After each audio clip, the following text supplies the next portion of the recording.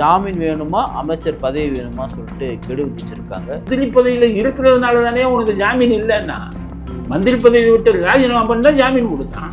ஜாமீனை வந்துட்டு 2 நாள்லயே மந்திரி தான் இருக்கிறவங்க இழிச்ச வேணாம், சுப்ரீம் கோர்ட்டில் இருக்கிறவங்க, நாட்டில் இருக்கிறவங்களாம் ராஜினாமா பண்ணி தான் ஆமா. வேற என்ன பண்ணலன்னா தூக்கிக்குள்ள வச்சிருவாங்க. ஆமா, ஜெயிலுக்கு போங்க. நீங்க திங்கக்கிழமை ராஜினாமா பண்ணாதீங்க, அவன் பெயில் ரத்துன்னு சொல்லுவான், உடனே வந்து கைது பண்ணி உள்ள போட்டுருவாங்க. அதே மாதிரி அந்த ரூம்ல ஏசி, ஜெயில் சூப்பர்ட்டு ரூம்ல போய் ஏசியில் படுத்துக்கிட்டு நைட்டில் பகலில் அங்கே உட்காந்துக்கிட்டு வீட்டிலேருந்து வர்ற சாப்பாடை சாப்பிட்டுக்கிட்டு அப்படியே உள்ள இல்லை. ஜெயிலேருந்து வரும்போது நம்மளே பார்த்தோம், ரொம்ப மெலிஞ்சு போய் ஆளே வேற ஒரு மாதிரி வந்தாரு சார். அவரு பாவமாக இருந்தார் பார்க்கறதுக்கு. பாவமா? எப்படி பாவம்?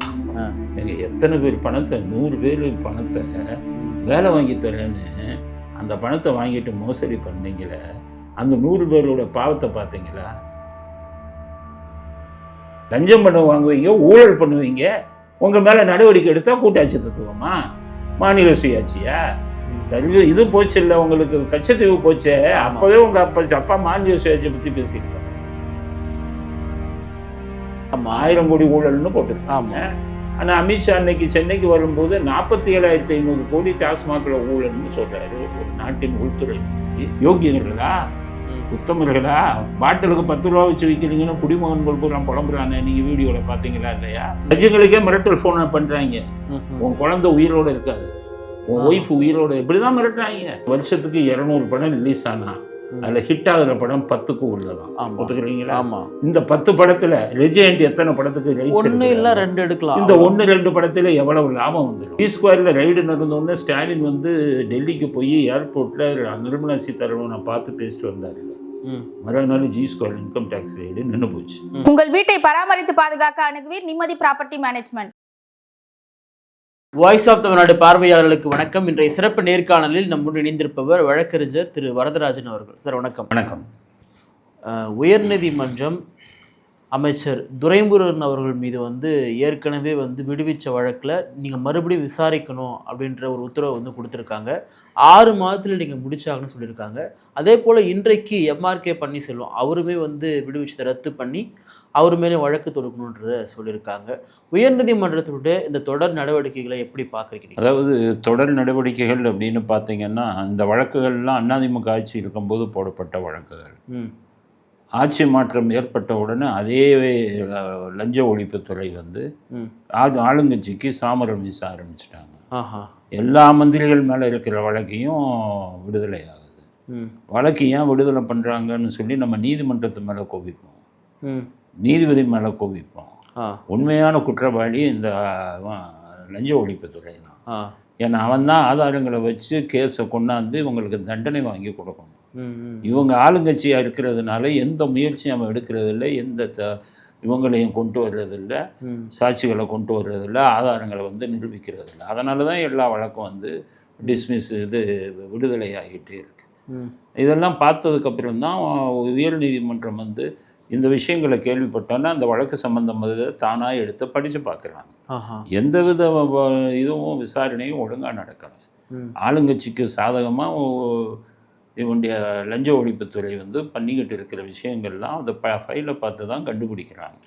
அவன் நீதிபதிகள் என்ன பண்ணுறாங்க, நமக்கு என்ன வந்தது, ப்ராசிக்யூஷன், அதாவது வழக்கை தொடுத்தவங்களே கண்டுக்கிறது இல்லைன்னு சொல்லி அதை வழக்கை விடுதலை பண்ணுறாங்க. அதனால் ஆமைவகத்தில் செயல்படக்கூடிய இந்த லஞ்ச ஒழிப்புத்துறை தான் இவ்வளவு வழக்கம் விடுதலை ஆகுவதற்கு காரணம். அதனால தான் திருப்பி போடுறது. ஆனால் இந்த ஆட்சி இருக்கும் வரை இது இப்படி தான். லஞ்ச ஒழிப்புத்துறை ஒழுங்காக செயல்பட மாட்டான். காவல்துறை கூலிப்படையாகிட்டான். ஆளுங்கட்சிக்கு கூலிப்படை மாதிரி செயல்படலாம். இன்னைக்கு கவர்னர்னு சொல்கிறாரு, துணைவேந்தர்கள் மாநாடு நடத்துகிறாரு.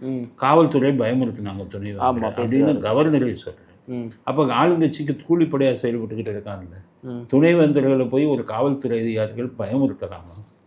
அப்போ என்ன பண்ணுவாங்க, கவர்னரும் சரியில்லை, எந்தெந்த அதிகாரி மிரட்டினான்னு சொல்லி அவன் நியமம் எழுதி அவனுக்கு மேல் அதிகாரி அவன் IPS ஆஃபீஸர் இருக்கிறான்னு சொல்லி ஹோம் மினிஸ்ட்ரி டெல்லிக்கு அவன் மேலே கம்ப்ளைண்ட் எடுவாங்க. கவர்னர் வரக்கூடிய விழாவுக்கு இந்த மாதிரி பயமுறுத்துறாங்க. இதற்கு காரணம் இந்த அதிகாரி மேலே இருந்த IPS அதிகாரிகள் தான் அவங்களை இந்த மாதிரி பண்ண சொல்கிறாங்க. இவங்க மேலே இலாக்காபூர்வமான நடவடிக்கை எடுங்கன்னு சொன்னால் மத்திய உள்துறை தான் இவங்க எல்லாத்துக்குமே கண்ட்ரோல். அடித்து சஸ்பெண்ட் பண்ணி 4 ஐஏபிஎஸ் ஆஃபீஸர்கள் வீட்டுக்கு அனுப்புங்க. இப்போ நேரடியாக வந்து இப்போ மத்திய அரசு வந்து இப்போ நீங்கள் சொல்கிற மாதிரி மாநில அரசுடைய காவல்துறையில் கை வைக்கிறது மாநில சுயாட்சிக்கு எதிராக பார்க்கப்படாதா? மாநில சுயாட்சின்னு இல்லை, அவங்களுக்கு அப்பாயின்மெண்ட் அத்தாரிட்டி அவங்க தான், மத்திய அரசாங்கம். ஐஏஎஸ் ஐபிஎஸ்க்கு அப்பாயிண்டிங் அத்தாரிட்டி அது. ரிட்டையர்மெண்ட்டுனா அங்கே தான் போகணும், இவங்க பென்ஷனும் அங்கே தான் போகணும், இவங்களை சஸ்பெண்ட் டிஸ்மிஸல் பண்ணுற பவர்லாம் அவங்களுக்கு தான். இவங்களுக்கு எக்ஸ்டென்ஷன் வாங்குறதா இருந்தால் கூட மாநில அரசாங்கம் பண்ண முடியும். இல்லை சார், இப்போ துணைவேந்தரை நியமிக்க பண்ணக்கூடாதுன்றது உச்சநீதிமன்றம் ஆளுநருக்கு வழிகாட்டுமே கூட இவர் நடத்துறது வந்து ஒரு சர்வாதிகார போக்காக தானே இருக்குது. இவர் மத்தியில் அதிகாரம் இருக்குன்றது காரணத்துக்காக எங்கே இப்போ நிறைவேற்றப்பட்ட மசோதா இருக்க, அந்த மசோதாவில் இனிமேல் ஆளுநர் வேந்தர் என்பதற்கு பதிலாக முதல்வர் தான் வேந்தராக செயல்படுவார்னு சொல்லி அந்த மசோதாவில் அவங்க சட்டத்தை வந்து ஒழுங்காக போட்டாங்கல்ல. தமிழ்நாடு கவர்மெண்ட்டு தான் வேந்தர்னு போட்டிருக்காங்க. கவர்மெண்ட் வேந்தர்னா என்ன? எந்த கவர்மெண்ட்டில் யார் வேந்தர்? வேந்தருங்கிறது தனிப்பட்ட பதவி தானே. ஆமாம். அதில் அரசாங்கம் வேந்தர்னா நீங்கள் என்ன அர்த்தம் எடுப்பீங்க? முதல்வரை தானே சார் குறிக்கும் அது. இல்லையா, எல்லா அரசு ஆணைகளும் நீங்கள் பாருங்கள் கவர்னரின் ஆணைப்படின்னு தானே. ஆமாம், அப்படி தான் இருக்கும். ஆளுநர் தான் ஹெட்டு. ஆமாம். அப்போ அரசாங்கம் வந்து ஆளுநர் நிறுத்துக்கிறதா முதலமைச்சர் வந்து மந்திரி சபைக்கு தலைவர். பெயருக்கு தானே ஆளுநருக்கு அதிகாரம் இருக்குது, செயல்பாட்டில் தான். அரசாங்கம்ங்கிறது வந்து இந்திய அரசியலமைப்பின்படி கவர்னர் தான். கவர்னரின் ஆலோசனைப்படி அவங்க இது பண்ணுவாங்க, அவ்வளோ. அதனால தான் எல்லா ஜீவோலையும் கவர்னர் ஆர்டர் ஆஃப் த கவர்னர்னு போட்டால் தானே சொல்லுவோம். ஏன் இதே வெஸ்ட் பெங்கால் வந்து கொண்டு வந்தாங்கல்ல, ஆளுநர் வந்து முதலமைச்சர் தானே. அவங்க ஆளுநர் கவர்மெண்ட்டுன்னு கூட போடலையே சட்டத்தில். ஆளுநர் வந்து இது வேந்தர் வந்து முதலமைச்சர்னு தானே போட்டாங்க. அது மாதிரி உங்களுக்கு சட்டம் போட தெரியுதா? அது கூட தெரியலன்றீங்க. ஆமாம், வேற என்ன அப்படி தான் போட்டிருக்கேன். அதை வச்சுக்கிட்டு தான் கவர்னர் சொல்கிறேன், நான் தான் ஆளுநருங்கிறாரு, நான் தான் வேந்தருங்கிறாரு. ஏன் வேந்தருங்கிறாருன்னா வேந்தர் மாத்திரையே சட்டத்தை போட்டு குழப்பிட்டாங்களே, அதுதான்.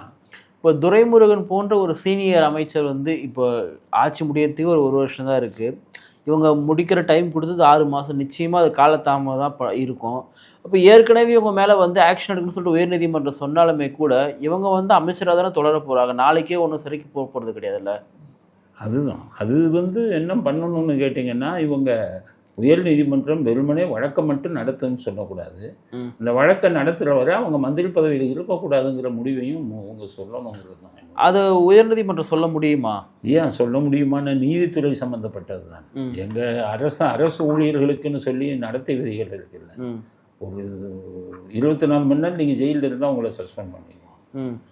உங்கள் மேலே வந்துக்கிட்டு குற்ற வழக்கு பதிவாயிட்டா உங்களை சஸ்பெண்ட் பண்ணிடுவோம் அரசாங்கத்தில். அதே அரசாங்கத்தில் மந்திரிகளாக இருக்கிறவங்க தானே அவங்க.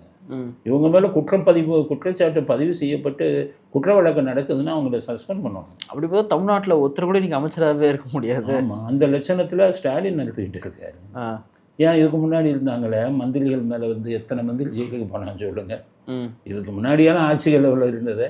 அவங்க அப்பா இருந்தார் கருணாநிதி, அப்போ நடக்காத ஊழலா? ஆனால் அவருக்கு மந்திரிகள்லாம் ஜெயிலுக்கு போகாத அளவுக்கு பார்த்துக்கிட்டாரு.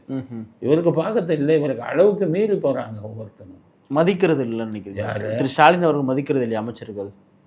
ஆமாம், நீங்கள் லஞ்சம் அவன்கிட்ட பங்கு வாங்கினீங்கன்னா எப்படி உங்களை மதிப்பான்? எம்ஜிஆர் உதைச்சாரு லஞ்சம் வாங்கின மந்திரியை கூட்டிகிட்டு போய். ராமவரம் தோட்டம் வந்துட்டான்னா மந்திரிக்காரங்கெல்லாம் இது போயிடும். உதவுழுகுமே ஏன் உதவுழுகும்? லஞ்சம் வாங்கினா அடி. அப்போ பயம் இருந்தது இல்லை சார். முதலமைச்சரே புலம்புறாரு, என்னை வந்து நிம்மதியாக தூங்கி எழுந்து கூட முடியல உங்களால், அப்படி நம்மவர்கள் என்ன பண்ணுவார்களோ சொல்லிட்டு பதட்டத்தோடு தான் படுக்கிறேன் நான். மற்ற விஷயங்கள் பண்ணுறது, சோசியல் மீடியாவில் பேசுகிறதுக்கெல்லாம் அவங்க காரணமாக இருக்கலாம். ஊழலுக்கு நீங்கள் தானே காரணம். நீங்கள் பங்கு வாங்கலாமா மந்திரி கேட்ட? அப்போ மந்திரி என்ன பண்ணுவான்? பயம் இருக்காது. பயம் உங்களுக்கு உங்கள் மேலே போயிடும்ல. அதனால தான் யாருக்கும் பயம் இல்லை. இப்போ குறிப்பாக இதில் துரைமுருகன் வழக்கை நம்ம ஸ்பெசிஃபிக்காக எடுத்துக்கிட்டோம்னா அதில் வந்து அவங்க மகன் மருமகள் எல்லாரும் தனித்தனியாக தொழில் பண்ணுறாங்க. அந்த தனிப்பட்ட தொழிலுடைய வருமானத்தையும் துரைமுருகனுடைய சொத்தையும் வந்து ஒன்றா வந்து கணக்கு காட்டியிருக்காங்க. இதுவே முதல்ல தவறுன்றது அவங்களுடைய ஆர்குமெண்ட்டாக இருக்குது. ஏன்னா இப்போ ஒவ்வொரு அரசியல்வாதியுமே தொழிலெலாம் பண்ணலாம் இல்லையா? அமலாக்கத்துறை இதெல்லாம் ஒழுங்காக விசாரிக்க மாட்டாங்க, ஒருதலை பக்கமாக இருக்காங்கன்றதுனா குற்றச்சாட்டாக இருக்குது. நீங்கள் வந்து சார்ஜ் ஷீட்டு உங்களுக்கு எஃப்ஐஆர் போட்டு அவன் சார்ஜ் ஷீட்டு போடுறதே நீங்கள் சொல்லக்கூடிய இன்கம் டேக்ஸ் அவங்களையும் விசாரிப்பான்.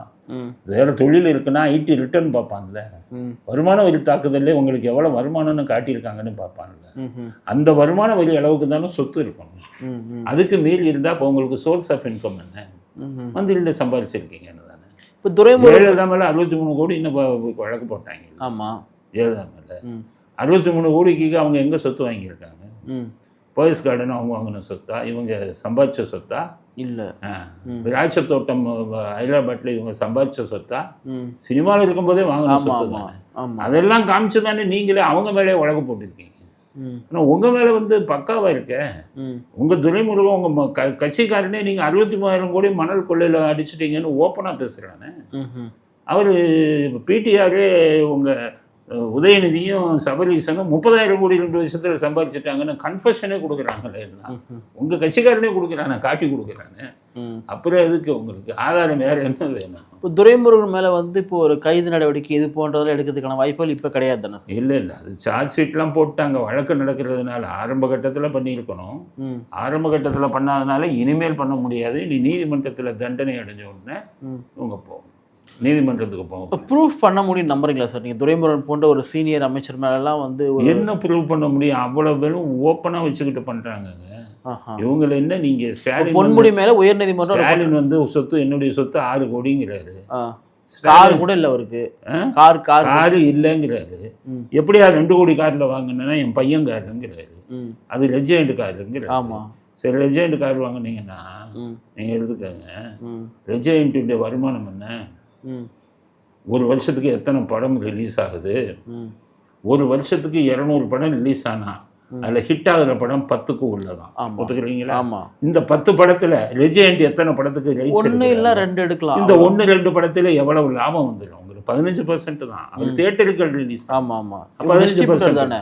இவங்க டிஸ்ட்ரிபியூட்டர் தான். 1-2ல் மிஞ்சி போனால் உங்களுக்கு 15%. தியேட்டருக்கு டிஸ்ட்ரிபியூட்டர் அவங்க அந்த தியேட்டரில் ரிலீஸ் பண்ணதுன்னா 15% எடுத்துட்டு கொடுத்துருவாங்க. எவ்வளவு 100 கோடியாக வரும் 2-3 படத்தில். அந்த படத்தோட மொத்த வருமானமே 100 கோடி தானே வருது, ரைட்டா? அப்போ இதை வச்சுக்கிட்டு இவங்க ரெஜெண்ட் வீடு ரெஜெண்ட்டுது, ஸ்டாலின் காரு ரெஜெண்ட்டுதுன்னு சொல்லுங்க சொன்னாங்கன்னா அது என்ன கணக்கு? கொடுங்க உங்க. இப்போ இங்கே துரைமுருகன் கிட்டலாம் போகக்கூடிய அமலாக்கத்துறை வந்து இப்போ சபரீசன் கிட்டேயோ திரு உதயநிதி கிட்டேயோ போக முடியுமா? அதுதான் நம்ம சொல்கிறோம். அது இவங்க அங்கே ஆட்களை வச்சுக்கிட்டு இவங்க குடும்பம் மட்டும் தப்பிச்சுக்கிறாங்க, சேஃபாக இருந்துக்கிறாங்க. குடும்பம் மட்டும் தப்பிச்சுக்கிறாங்க. இப்போ ஜி ஸ்கொயரில் ரைடு நடந்தது. ஆமாம், ஜி ஸ்கொயரில் ரைடு நடந்தோடனே ஸ்டாலின் வந்து டெல்லிக்கு போய் ஏர்போர்ட்டில் நிர்மலா சீதாராமனை பார்த்து பேசிட்டு வந்தார்ல. மறுநாள் G square income tax raid நின்று போச்சு. இதே செந்தில் பாலாஜிக்கோ இதே இவங்களுக்கு துரைமுருகனுக்கோ அவர் போய் பேசிட்டு வர சொல்லுங்களேன் அமித்ஷாட்ட. குடும்பத்துக்கு மட்டும் தான் பார்ப்பாங்க. மந்திரி எக்கேடு கட்டு அவன் நமக்கு கமிஷன் கொடுக்குறான், அவ்வளோதான். அவன் எக்கேடு கட்டு போனால் நமக்கு என்ன அப்படின்னு தான் நினைக்கிறேன். இப்போ செந்தில் பாலாஜியுடைய வழக்கு அவர் வந்து ஜாமீன் பெற்று இன்றைக்கு அமைச்சராக தொடர்றாரு.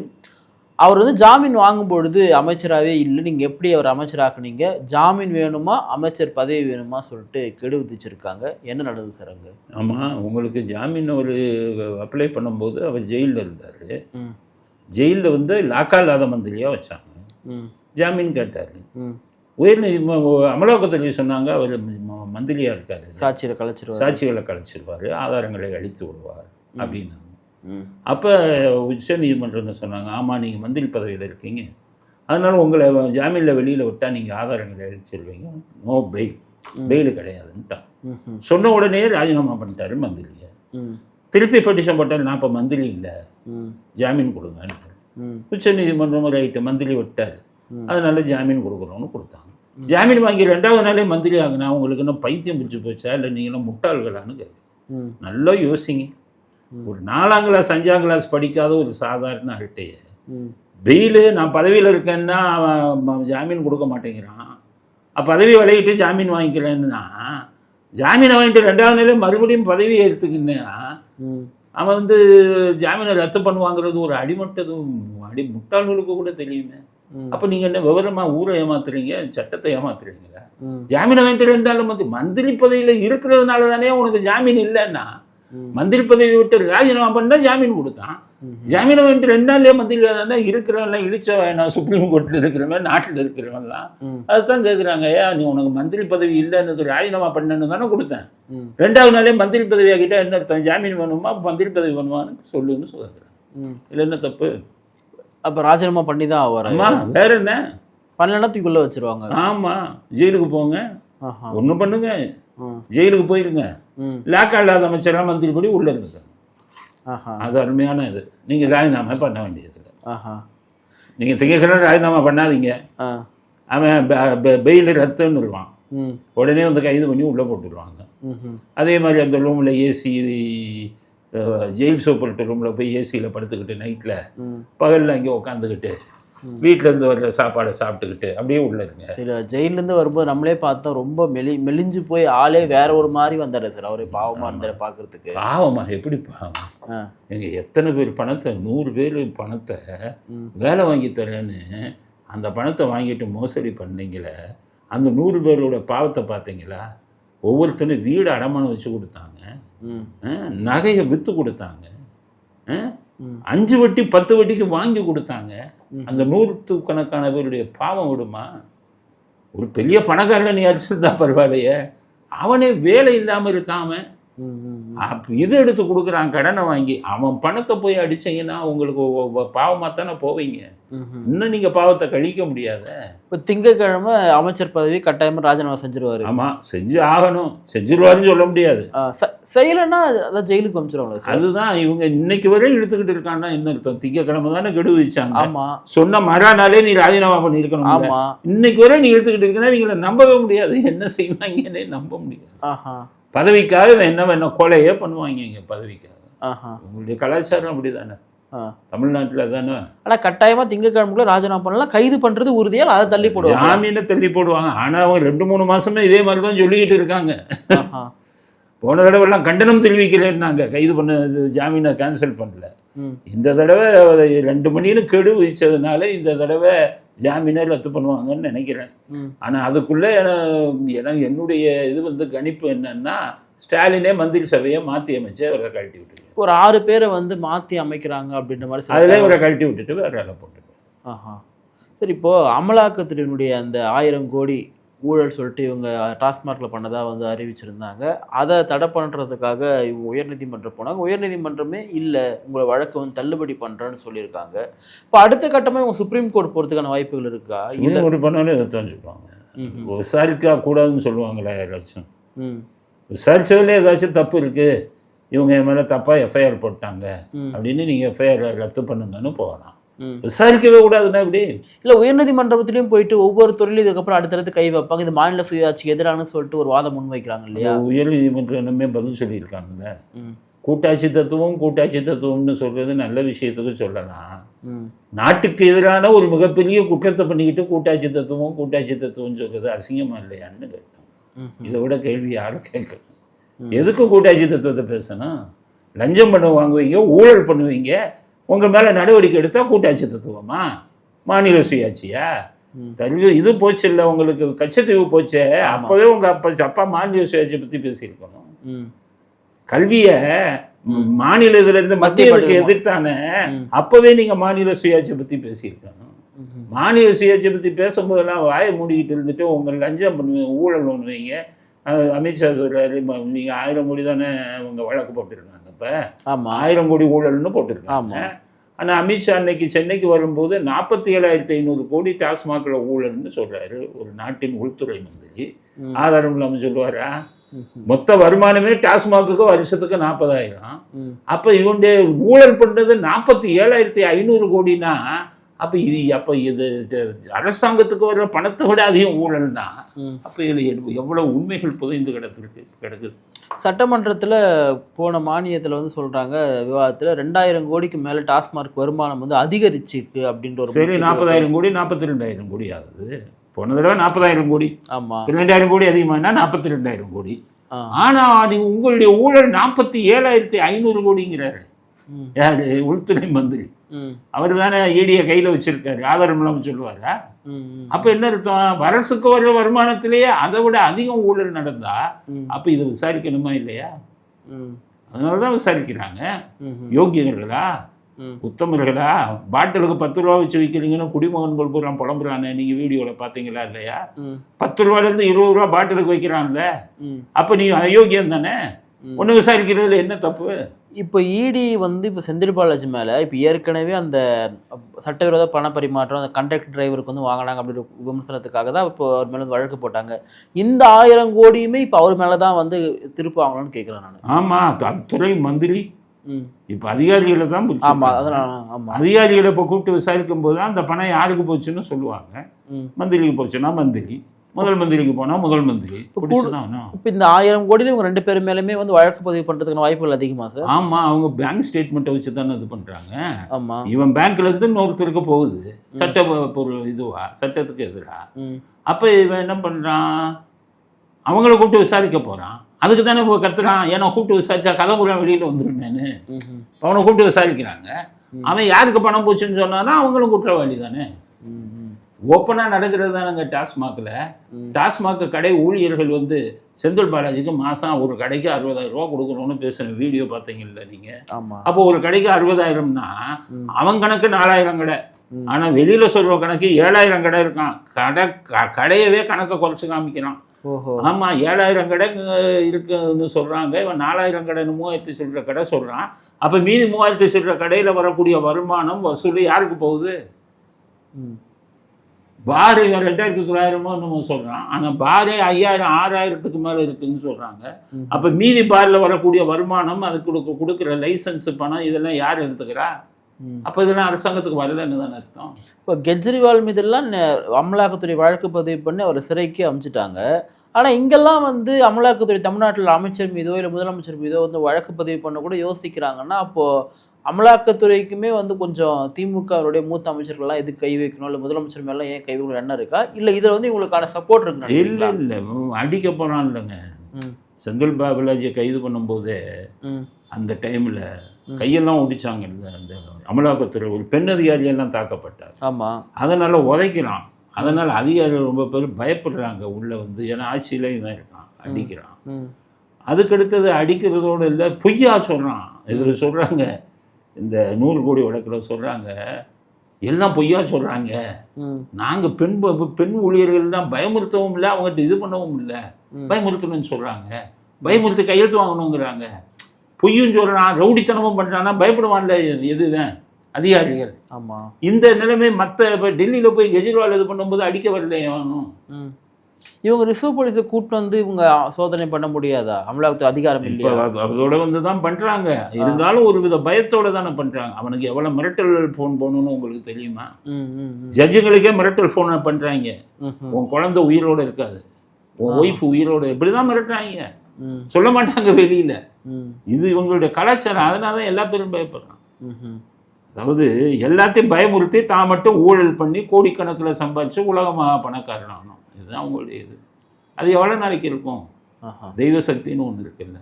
தப்பு செய்கிறவனுக்கு எல்லா மதங்கள்லேயும் தண்டனை உண்டு. ஆமாம், அப்போ இந்த தண்டனையில் இருந்தெல்லாம் அவங்க எப்படி தப்பு சொல்ல முடியும்? இந்தியா ஜனநாயக நாடுன்னே சொல்லக்கூடாதுங்க. நம்ம நாட்டில் ஜனநாயகம் செத்து போய்விட்டது. அதைத்தான் வேதனையுடன் நான் பதிவு செய்கிறேன். நிகழ்ச்சியில் பங்கேற்று உடைய பல்வேறு கருத்துக்களை பகிர்ந்தமைக்காக நன்றி.